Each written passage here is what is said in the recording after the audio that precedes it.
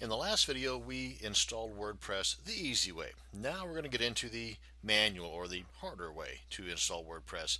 Now, before we do the manual install, there's one thing we have to do first, and that's build our database. Now, don't be sweating it because it's really not that difficult. Actually, it's just about as easy as the easy install of the WordPress blog itself. But building a database is one of the integral parts of doing the manual installation, because what we did with the easy install was it basically built itself, populated itself. You don't have to worry about all this stuff, but it basically took care of that for us. Now with the manual install, we got to do this ourselves, manual. One thing I want to go over though before we get into the creation of the database, because it's really quite simple. I think I've got a couple extra minutes here I can spare. Let's go ahead and take a look at what they call the configuration file of our install here, because if you recall, I had you note the database name and username on your data sheet for future reference in case the old crapola hits the fan blades and you got to reinstall everything. Well, it did not give us a password. So let me show you where you can go to find that, because I kind of alluded to doing that in the last video but didn't do it. So let's go ahead and open up our FTP client, and in my case I'm going to be using QtFTP. You can do the same thing with FileZilla, which is pretty popular out there, and which is a free FTP client. So anyway, you got your FTP client, you got it opened up, you got logged in, you're logged into your blog or your domain, if you will, and right here we are at the public underscore HTML. I'll get this out right. And I'm just going to double click on that to open it up. And these are the guts to our blog. This is what was installed for us automatically. And this is what we're going to be installing manually here in in the next video. Spoiler alert, it's going to be easy.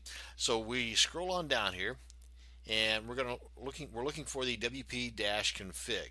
Okay, and in this particular FTP client, that being QtFTP, you're able to view and even edit these files on the fly, as they say. So otherwise, with like FileZilla, I don't think you're able to. You have to actually download the file to your computer, do the editing on your computer, and then upload it and overwrite the file that's on your server. But with this cool little software, you can do it all right here. So let's go ahead and just take a look at this. Then we scroll up here so everything is in view. And again, it's a wp-config file.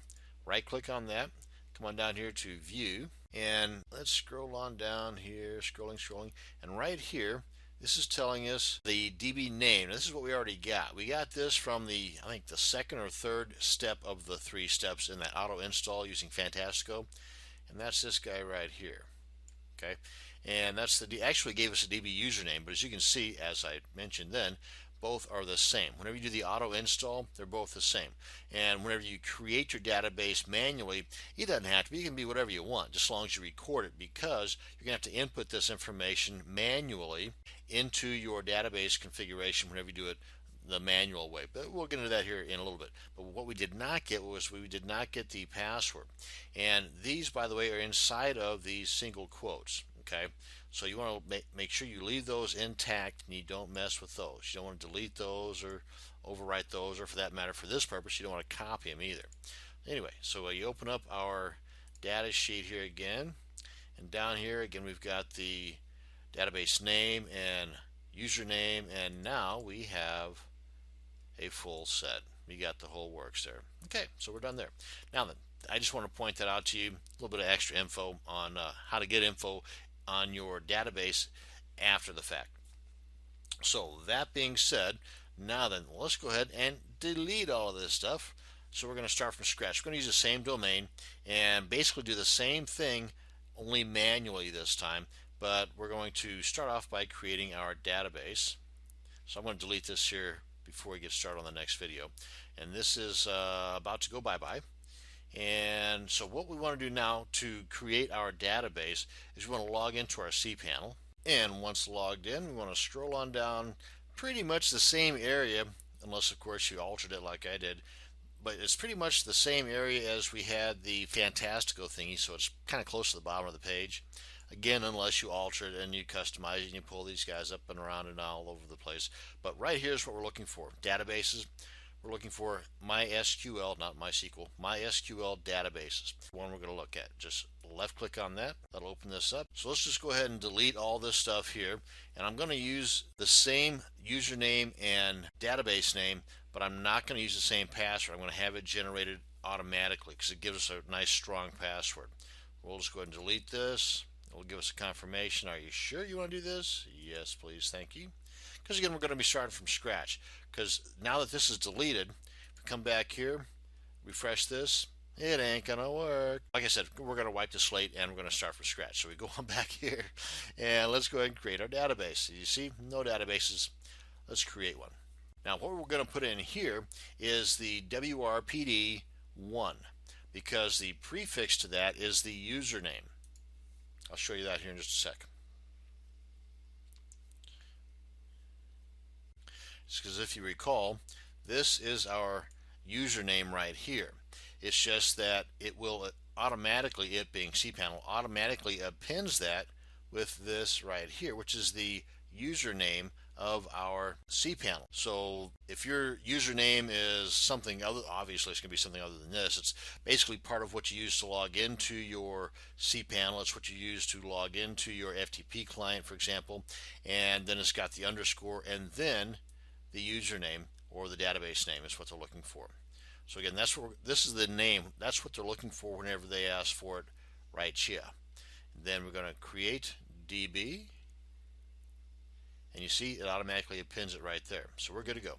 Go on back. Now we've got the name created. We got the actual database created. Now then, we need to create a user. Guess what we're going to create the user? If you said WRPD, move to the head of the class.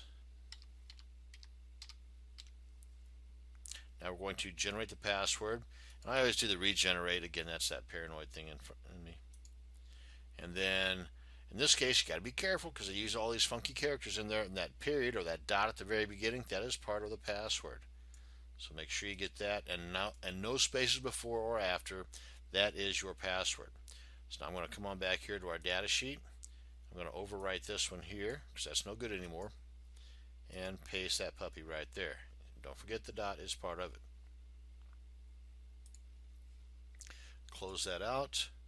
Come on down here, create user.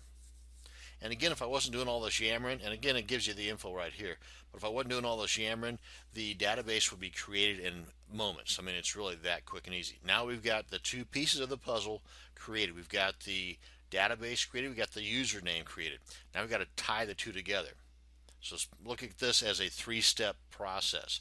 Create database, create username, tie them together.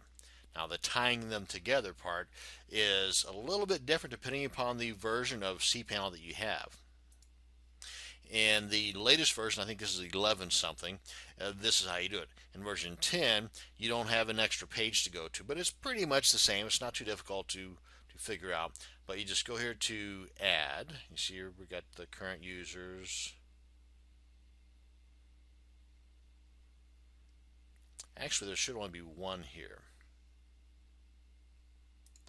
because we deleted the database earlier. I failed to delete one of the users. So we're going to see now if I just totally screwed everything up. Okay, so we got the one user and we got the one database. And let's tie the two together, shall we? Okay, user, yep. Database, yep. And if there are more than that, then you can assign them accordingly here. Now we just want to add, brings us to another page. What privileges you want to give this guy? We're going to give them all the privileges because that's us. Make changes. Boom, we're good to go. And that, folks, is how you create a database. Remember, it's a three-step process. Create the database, create the user, tie the two together. We are good to go now. And that's it. And of course, in the process, you want to make sure that you record, in our case, on our little data sheet here, record the username, record the database name, record the username, and of course record the password. Now then, with these in our possession, we are in the next video going to go ahead and start our manual install of our WordPress blog. And it's really not difficult at all, just a couple of extra steps, but again, I think it's integral knowledge to have just in case you have the need to do any fixing or tweaking of your installation, your auto installation, it's just good knowledge to have. So even those of you that have the auto install taken care of, you should really come back and check out the next video anyway, just for the sake of having knowledge. Knowledge is power. Thanks again for watching this video on how to create your MySQL database. You have a great day now.